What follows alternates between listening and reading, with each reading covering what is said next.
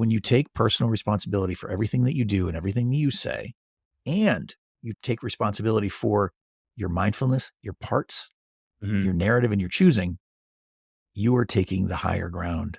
You're taking the road less traveled. You're taking the road of emotional intelligence, and you can never lose.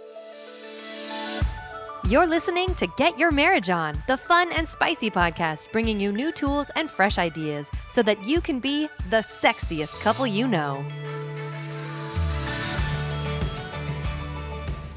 There are 4 fundamental questions we seek in our intimate relationships. Am I safe? Am I loved? Am I enough? And do I matter?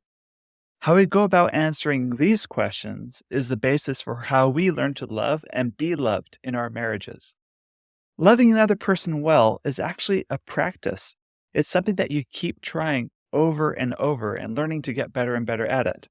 The more conscious we are about the way we're loving and seeking love and implementing good practices and skills and so on, the better we can be at healing and thriving in our relationships. Today's guest is Lair Torrent, a licensed therapist that specializes in couples work. He's the author of a fantastic book called The Practice of Love: Break Old Patterns, Rebuild Trust, and Create a Connection That Lasts. I've read this book. I think it's amazing, and I highly recommend it. Before we get right into this interview, I have 3 quick announcements. Number 1 is after the new year, we're coming out with 2 coaching programs. The first is my men's coaching program, which I've done a long time. We're opening the doors for a new cohort. The current cohort that we've just wrapped up has been absolutely amazing. The men in there have made real changes, and their marriages are so much better off after 3 months together. We're really looking forward to a new group to start things off after the new year.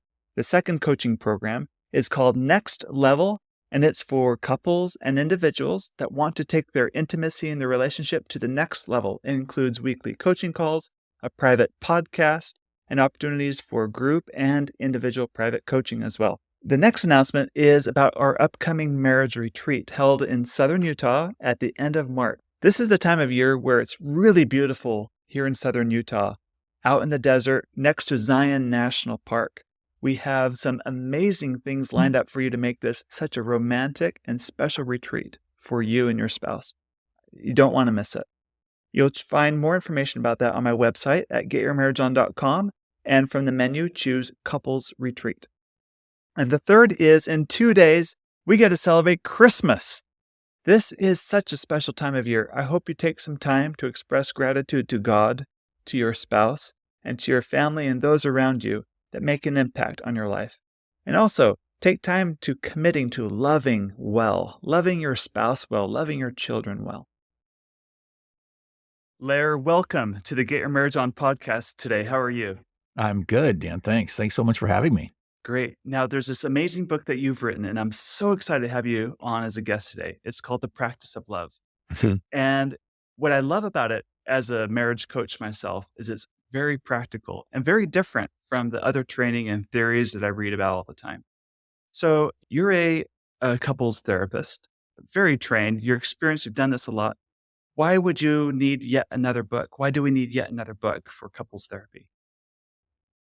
For me, I feel like there's been a hole in couples therapy, really. I feel like in a lot of ways, we've been putting the cart before the proverbial horse with respect to how we do couples therapy. And I know that because as an intern, I went to my internship site. They asked me, what kind of population do you want to work with, as if I were to know. And I said, I think I want to work with couples. It seems really interesting to me. And they said, great, because we all hate working with couples. So we're going to give you all the couples. And so I started working with my couples. And I have to be honest with you, with all humility aside, I was killing it. You know, the 4 horsemen of the apocalypse were there, the Gottman stuff, the Harville Hendricks, there was I statements, validation happening. And people were leaving my office feeling incredible. Like, we've made progress. We have the skills and tools now. And before they would get to the elevator banks in my building, it was going off the rails. And so these people were coming back into my office dejected and disappointed. And so was I. And so I went to my colleagues, I went to my peers, I went to my supervisors, I went to my teachers, and I asked them, I said, what is this? Is this what's happening here? It doesn't seem to be going well. And they said, well, welcome to couples therapy. And I thought to myself, surely that can't be the answer. And so I happened to have an ace up my sleeve. And this woman, her name is Dr. Evan Imber Black. And she's one of the foremost marriage and family therapies in the world. And she happened to be my capstone mentor and teacher. And so I went to her, plopped myself down in front of her desk, and I told her my story. And she said to me, "Welcome to couples therapy." And I said, you doctor, I said, "You don't get that one." I said, "You've been on Oprah for God's sakes." And she said, "I've been on Oprah twice, just so you know." And I was like, "Right. So that means you don't get to say that."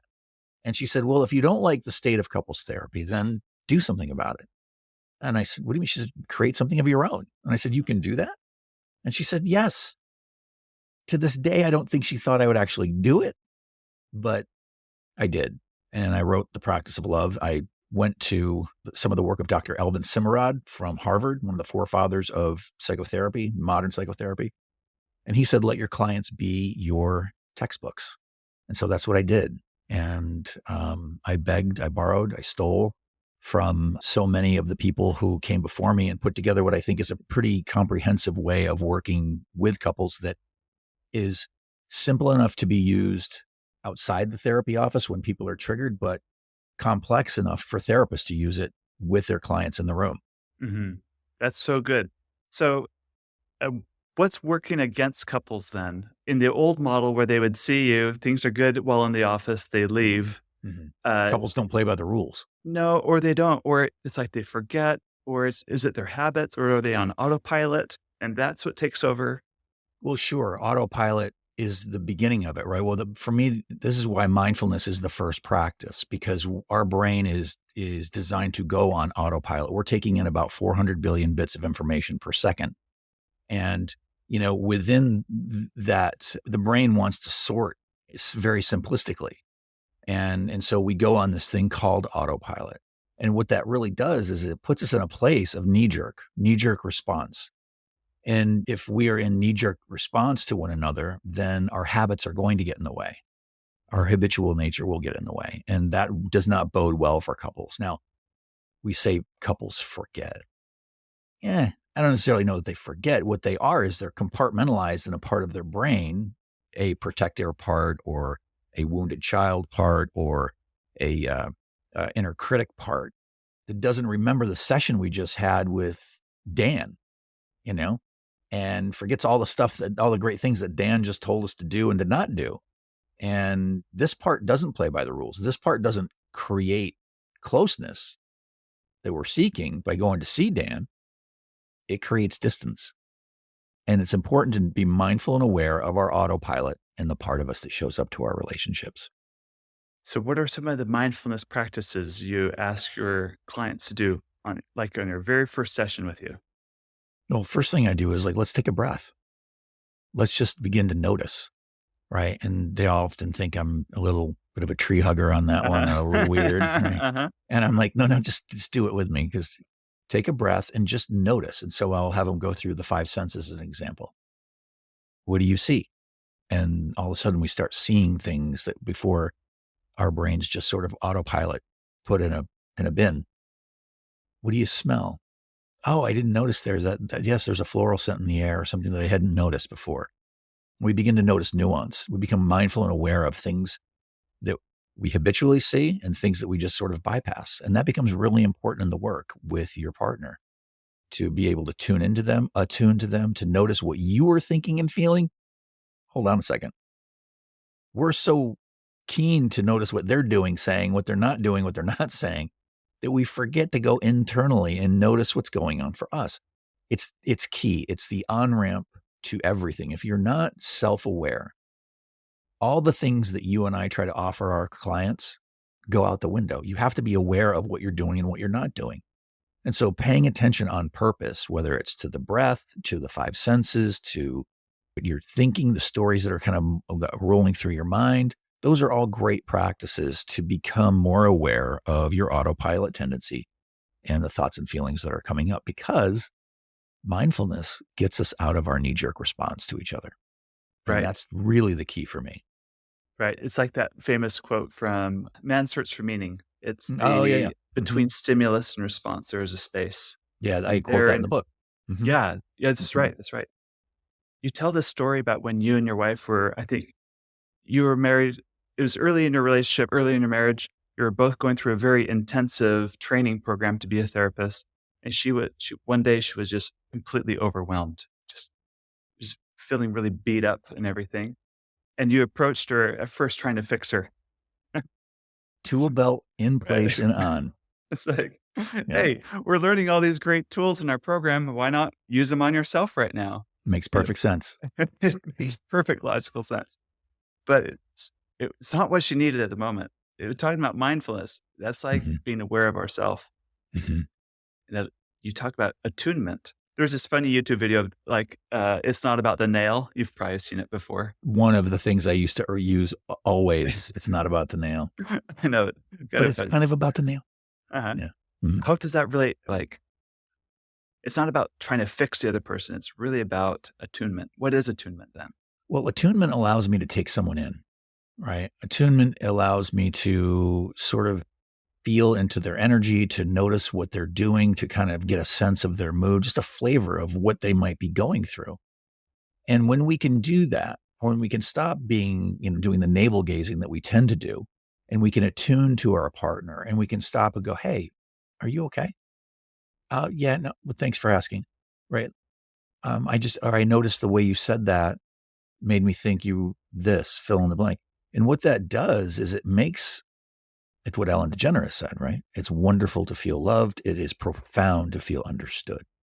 And when we can attune to our partners and take them in and ask questions that might let them know that I'm curious about you, I want to know you better.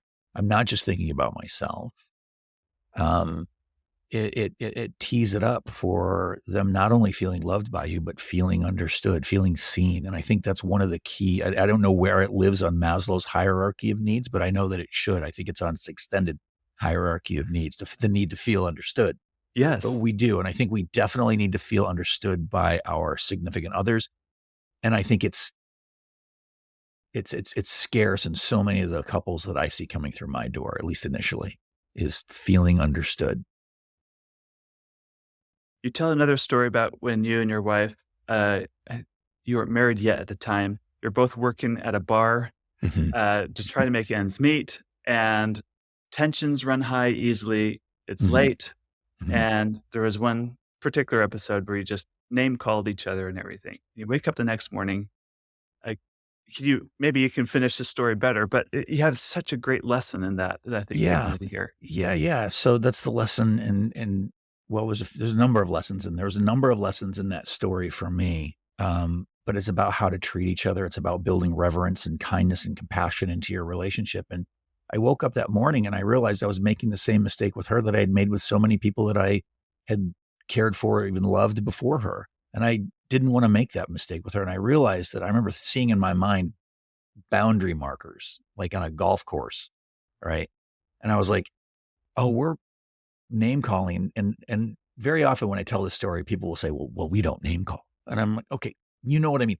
Fill in the blank with whatever it is that you're doing that's not helping, that is widening the boundary markers to allow for bad behavior. And so in that morning, I said to her, I said, I don't ever want to do that to you again. And she said, okay. I said, so I'm never going to call you a name. I'm never going to, yell at that level again at you ever. And she said, and I agree. I'll never do that either. And so we shook on it. I did the time. I was like, can we really adhere to this? Uh-huh, uh-huh. But I can tell you we're going on 21 years now. So we're about 18 years into that. We've not called each other another name. That's We don't, really we don't scream at each other. We don't argue like that. Arguing well is really important. When couples tell me that they don't argue, I'm like, you need to be able to argue. And you need to be able to argue well. You need to be skillful in the way that you argue. And when you do that, you build in reverence for your partner. Now, there are people in your life that you would never raise your voice to, that you would never call a name. That like you your were you boss or your like maybe it's your parent, maybe it's a best friend, maybe it's I don't know. There are people in your life, whoever they are, that you would just as soon cut your tongue out than speak an ill word to. You would be full of care, as I like to say, around your speech. You'd be mindful of the way you talk to them. How is it that you're not mindful and aware with your partner, the person that you are making other people with? You went Right. and got the government involved, for crying out loud, and got a marriage contract. How are you not careful with them? How are you not building reverence with them? And so we made it a point, once we sort of knew what we were doing, to cultivate that. And now that has become the culture of our relationship. We are not Pollyanna. We're not, you know, Uh-huh. we call a spade, and we definitely take personal responsibility. We are reverent with one another, and we are careful and mindful. Mhm. That's so important, I think, because we can get away easily with kind of You're being on it. sloppy or whatever, Mhm. uh, Yep. not careful with our spouse. There's others that we would never treat that way. We ought to treat our spouses so much better Well, when we're the just the strangers. the trappings of our relationship lead us to familiarity, which means I know that I have a few at bats with you. If I have a mortgage and a couple of kids and, we own a couple of cars together, I'm pretty sure you're not going anywhere anytime soon. Mhm, So that leads to some loose behavior around that mhm, because I can. And for me, it's lazy. And I tell my clients that you're being lazy. You and I know it. We both know it. mhm. And it's my job to call you on it. They might not like it. That's what you need to do. Right, right. Okay, a lot of couples, when they're having difficulty, what they're really trying under the hood, you say there's 4 questions that they're really trying to get answered in the relationship. What are those Yeah. 4 questions?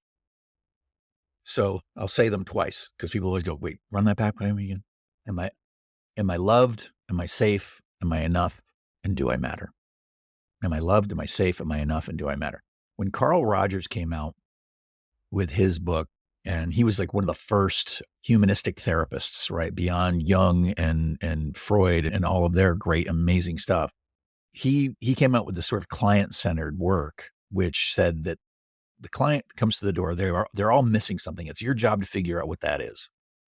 And they're missing unconditional positive regard. And so, you know, I wanted to know what unconditional positive regard really It sounds meant. like a fancy word, a It fancy is. phrase. But if you think about it, okay, I kind of get what that means. But if you break it down, it means for me, I want to know that I'm loved, that I'm safe, that I'm enough, and that I matter. We find that out early in life. If one or two or three or four of those are hit, or we don't get the answers to those in a positive way, we find out that we are not loved, we are not safe, we are not enough, we don't matter. We have a core wound. We go forth in our lives trying to find that. Mhm. And we try to find it in our adult relationships. That's right. And sometimes the insecure parts of ourselves get exposed, not Mhm. sometimes, all often And in they need to. intimate relationships, right? Yeah, That's that's part what the of intimate growing up. relationship is there for. Yeah, Yeah. exactly. Yeah, it's not their intimate relationship is not necessarily for the things that movies, poems, and songs have told us it's for, right? No. It's to expose those wounds so that we can have what Harville Hendrix called a reparative experience. So it's Mhm. not supposed to be puppy dogs and rainbows. That's what comes after. Right, and hopefully people recognize that and grow up through these Yes. experiences. So, when we get triggered, when our insecurities or the wounded part of us gets triggered, there's this part of us also that kinda jumps out trying to protect us. Can you talk on Yes. that for a little bit? Sure. So with respect to parts work, I try to keep it fairly simple. There's a whole form of therapy out there called internal family systems therapy that has, many different parts, and it's interesting and people should read about it. But for me, I try to keep it pretty straightforward. And I talk about the wounded parts that you just named and the parts that come to protect those wounded parts, right? Because at some point in our lives, we say, enough, I'm done. And so there a part grows in us that it is big enough, strong enough, loud enough, fast enough, quiet enough to protect us from the wounding that we've just received. And so we will protect ourselves in various ways. Think of fight, flight, freeze, fawn. Those are good places to start. I'm a fighter. My protector part is my wife lovingly calls him Mitch. He's he's great for a lot of things. Loving and caring for people is not one of them. Uh-huh, that's great, you Other give than him a my name, uh-huh. Yeah, we give him a name. And so this part of me was formed and forged in the fires of my trauma to protect the parts of me that were terribly bullied, did not feel loved, that did not feel like they were safe, that didn't feel like they mattered. Any And stories you so, can share on that? How that came to be? um, you know, there's so many.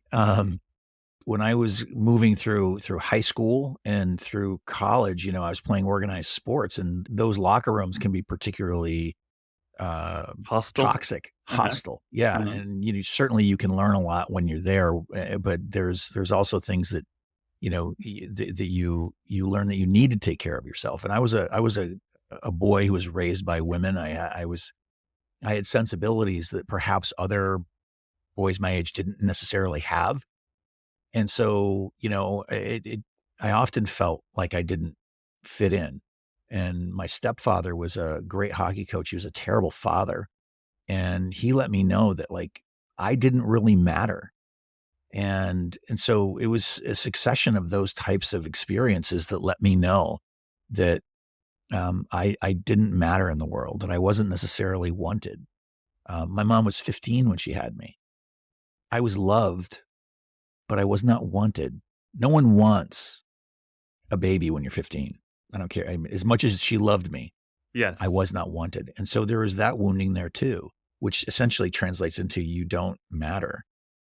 And so from that came this part of me finally in my late teens, early 20s. This part grew, and I actually got bigger too physically, which was strange, right? Like I put on weight and got, my muscles became bigger. And I mean, I know that happens but just all of a sudden I became this bigger man. And all of a sudden I became this person that no one would want to mess with physically. And this part of me took over for a while. I was living in New York working in bars, so it was a good fit. Are you right? Yeah. Uh-huh. Um, and I would use this part of me to protect me from vulnerability. And Yeah. he would stand in the way of that kid. Oh, he doesn't matter. Mhm. I'm going to make him matter, is Gotcha. essentially that part's ethos. And so in our intimate relationships, this defender part or whatever, Mhm. or the self-critical part or whatever comes up to defend this, Mhm. but it interferes with our ability to be intimate, to be really knowable. And so what's the work that couples can do or individuals can do to really understand what's going on and Mhm. let another person matter to them when it's Mhm. Well, in those first moments? we have to be aware it's happening, right? And so that's why mindfulness is the first practice. Parts is the second practice in the book. So we have to be mindful and aware of what we're thinking and feeling, because that will tell you who's here. And so I ask ad nauseum, couples are coming in and they always come in for boilerplate. We have communication problems. I'm like, no, you don't. Right. You don't. And they're like, no, no, we've been to the house, Lair. We do. We can't talk about anything. Uh-huh. And I'll say, no, you have a parts problem. Give me a moment. And before Mhm. you know it, they're like, I do have a parts. Because Uh-huh. there are moments when you guys can talk, or people that you can talk with, Mhm. because another part shows up. Right. That difficult client, that difficult boss at work. That's because your professional shows up. The aspect in you that is the professional, and they can have a coherent, compassionate conversation with someone that they don't like very much or thinks is difficult. So the question isn't I statements, right? Because this is what I was doing early when I said these things didn't work. The tools and skills they were giving me early on weren't working. Like, nonviolent communication does not work when Mitch is using it, because that part of us that's designed to create distance, not closeness, will weaponize something like an I statement. So if you're having trouble out there with your therapist who's trying to teach you I statements and you're trying to use it at home, it's because the wrong part of you is using it. It's like following a script. Yeah. And it can be useful. Like, what I think I heard you say definitely lets the person know that you heard them, and it validates some of their experience. But what I think I heard you say turns in, what the hell did you just say to me, if the wrong part's in place? Yes, yes, yes. Right, right. And so we want to stop, push pause, and notice who's here. And we want to lovingly, kindly ask that part. Like for me, I have to say to Mitch, no, no, you don't get to say anything to her. And he'll get right in my ear. It's almost like I can feel it. And he'll be like, you heard what she just said. Come on, you get to say some stuff now. I'm like, I'm not saying that. right? And this is a little bit of a conversation that's actually happening in my head because Yes. I know what he does. I know where he takes me. He takes me to a place where I have to apologize for the things that I've done and said. And so I stop. And here's the fun part. And this is actually what they teach you in IFS training, which is that when you take an inner inventory of the parts of you that are here, if you stop and you push pause and you go, there's my protector part. And oh, there's that wounded part of me that feels like they're not enough, like they don't matter or they're unsafe. That naming, which is an old Buddhist practice, gives me separation from those parts. And what happens is the wise self comes up, right? The part of us that it's a very Zen, very Taoist aspect of self, because the wise self is like, I don't care what experience you choose to have here. It's all grist for the mill. We're going to learn something. But if you do that inner roll call and notice who's here, your wiser self will step up naturally. And from that place, from the wise self, we can attune to our partners. We can That's when the actually make skills actually are helpful. that's exactly right. That's when you can use those tools. That's when you can say very clearly, it doesn't even sound like a script when you're coming from the wise self and you say, no, I do hear what you're saying. What you're saying is when I talk to you like that, it makes you feel like you don't matter to me. And that must be really hard. And I'm so sorry. I would never want you to feel that way. I was really activated. I was triggered. Right. Now we're having different conversations. It's It seems exciting. it seems like this negotiation you have with that defender self of you or what that inner critic part of you, whatever it is, Mhm. that's really a self-confronting move, isn't it? This is when you're Yes. really taking on yourself. It's a great way to put it. The battle is now within yourself, not against And your that's the spouse important anymore. part. Yeah. Cause we go out, we're like, what did you say? What did and Yeah, really yeah, we yeah. need to be looking inward. Yeah. Yes, yes. Mhm. Yeah, that's Mhm. good. There's more that happens inward besides just our parts of ourself and negotiating with our Yeah. defenders and whatever. There's also the stories we tell ourselves over and over again. That's right.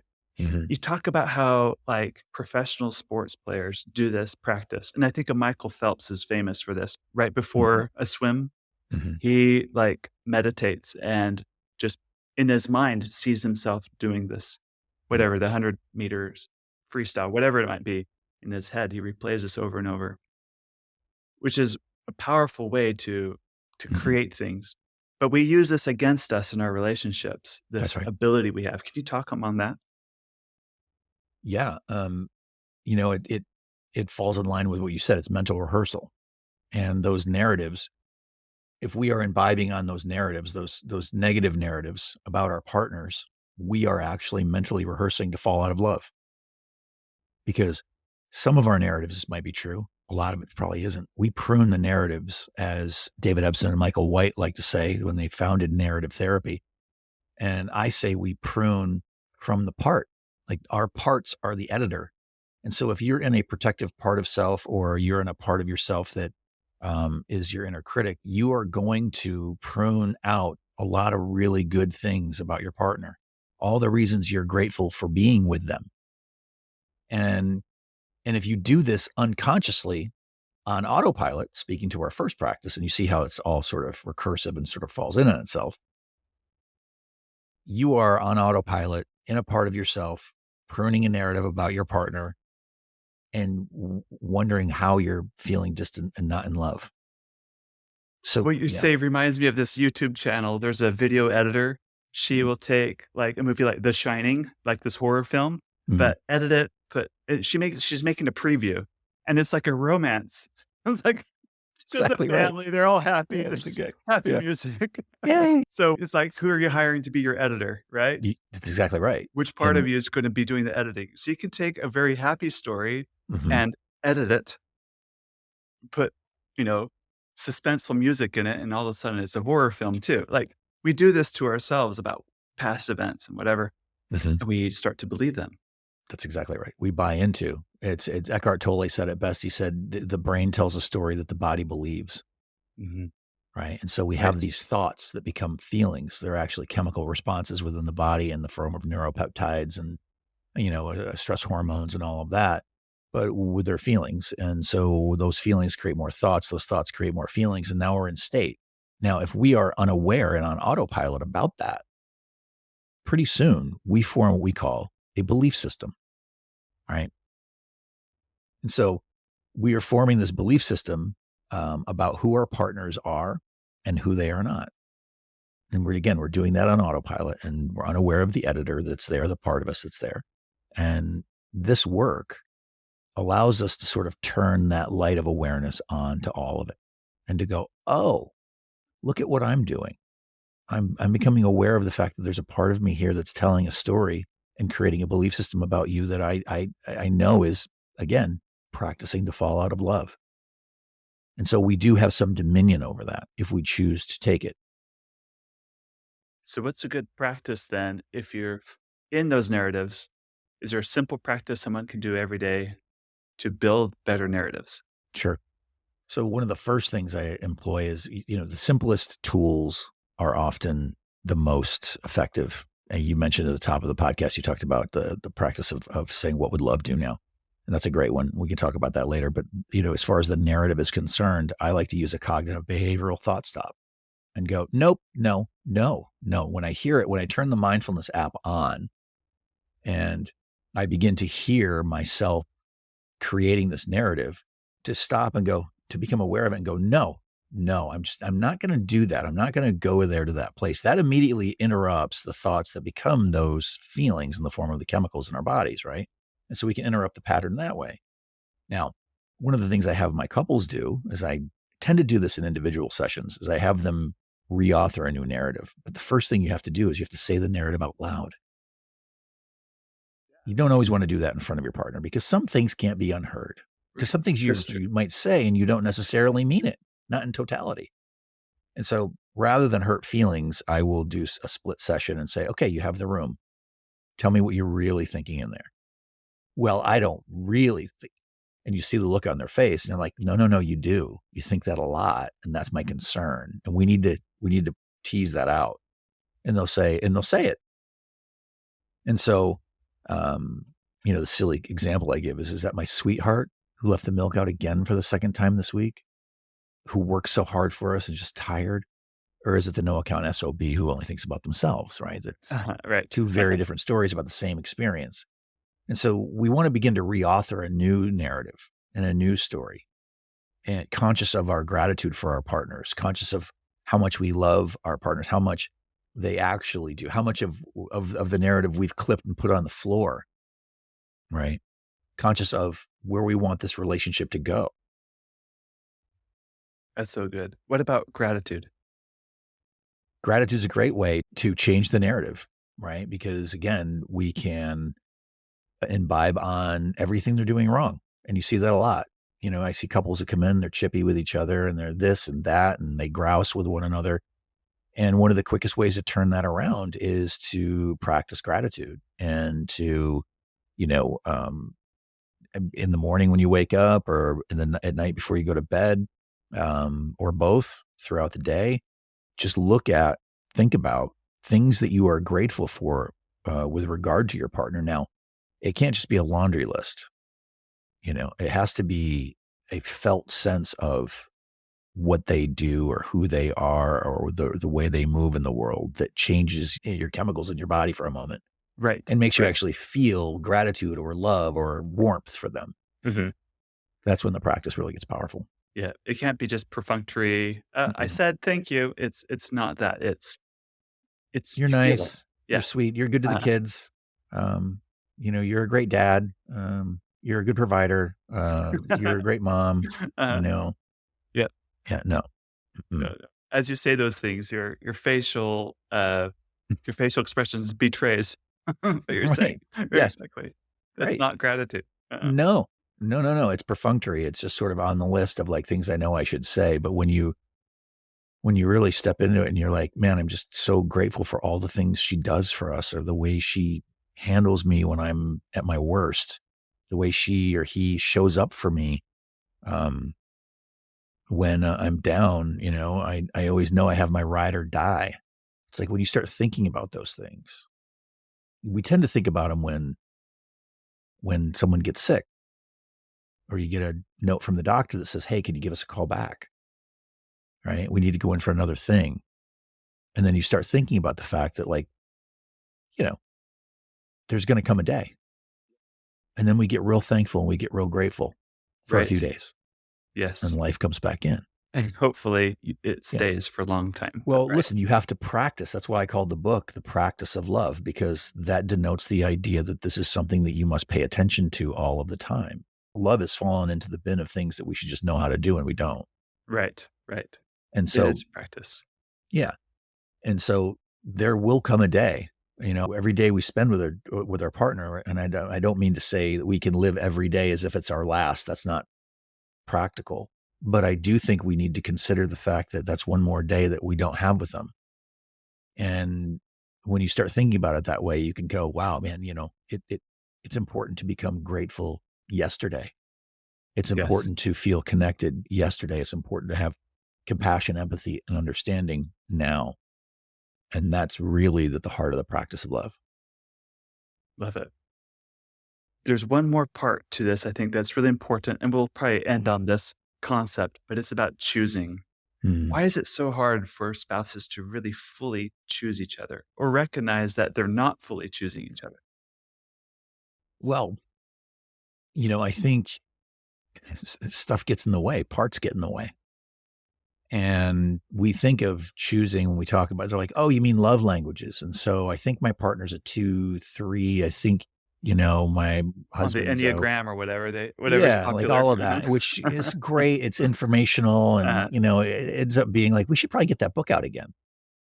But choosing asks us to look beyond ourselves and to really attune to and be mindful of not just what makes our partners feel good. That's the thing. It's I feel like Chapman really hit on something in his book, The 5 Love Languages, and a lot of people bought that book and, hey, I hope my book gets those numbers. Um, right. It's but it's accessible. yeah, it's totally Uh-huh. accessible. And we all go, yeah, no, I have those. Uh-huh. Right. And Right. it makes sense to me. But we have to do what Sue Johnson said in her book, Hold Me Tight. She said, you have to most therapists and the clients that they serve do not drill down below the waterline on this thing. And so what's below the waterline? For me, it's, am I loved? Am I safe? Am I enough? And do I matter? It comes back to those 4 questions. Right. Right. And so really choosing your partner is not just making the bed because you know they like it, or buying a gift or saying nice things. Those things are attached to their wounding. That's why it makes them feel good. It's not just that physical affection makes them feel good. It makes them feel like they matter, like they're enough, like they're safe in the world, like they're loved. It's connected directly. It's a direct line to the thing they're trying to heal. I mean, when I discovered that, I was like, this is relational gold, right? And so the practice for me is when my wife's protector parts come up, and they do, to go, hi. And then I look behind the protector part and I see the little girl in her. Do you have the name for her protector part too?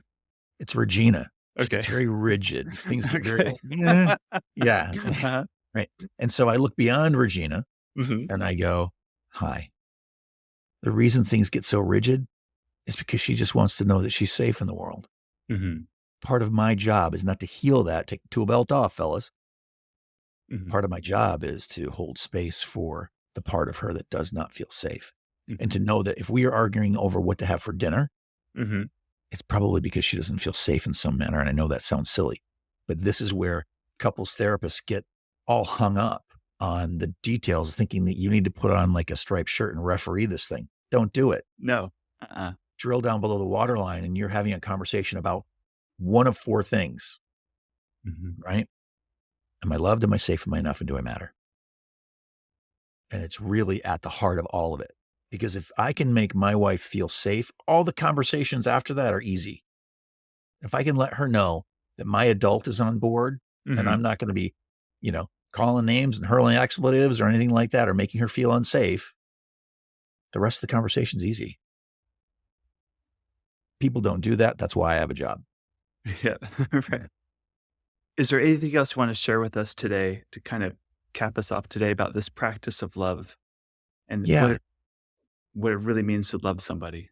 Taking personal responsibility and pointing the finger back at yourself. We're Mhm. so quick to point the finger over the table and go, what about you? And what about you? No, what about you? But what about you? And it's back and forth. And it's like a Wimbledon match for me.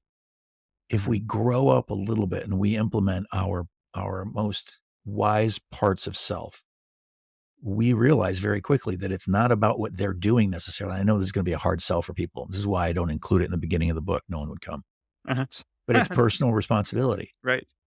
right? Like when you take personal responsibility for everything that you do and everything that you say, and you take responsibility for your mindfulness, your parts, your narrative, and your choosing, you are taking the higher ground. You're taking the road less traveled. You're taking the road of emotional intelligence. And you can never lose. And people will say to me, oh, well, you're asking me to be permissive and give up ground. That's the short-sighted view of it. When you actually do it, formerly polarizing experiences suddenly become galvanizing, right? These moments that formerly were tearing us apart and your partner sees you owning it and really taking responsibility for your part in it, it creates trust. And so you can't own enough. You can't take enough responsibility. That is so good. That is so good. Yeah, it is. It is. It's kept us together for 22 years. Way to go. Thanks. Where can people find more about you, your work, your book, and things like that? So my book is wherever books are sold. Amazon's great. The Practice of Love, Break Old Patterns, Rebuild Trust, and Create a Connection That Lasts. They can find me on Instagram at Lair Torrent Holistic Therapist. They can also find my wife and I on the Practice of Love podcast. We've just put out a couple of episodes. And I have another podcast called Not Your Mama's Therapy. And it's a little irreverent and it's a little off brand and can be a little bawdy. So I would suggest that, people, listen with care. Yeah. Sounds exciting. Yeah, All it's fun. Very good. Thank you. Yeah. Thank you. Thanks so much for having me. We hope that you enjoyed this episode of Get Your Marriage On. And if you did, we would love it if you would take a few seconds to give us a rating on iTunes and to share the show with your friends. They'll thank you for life.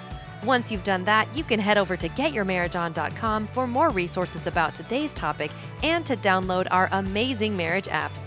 Now go get your marriage on.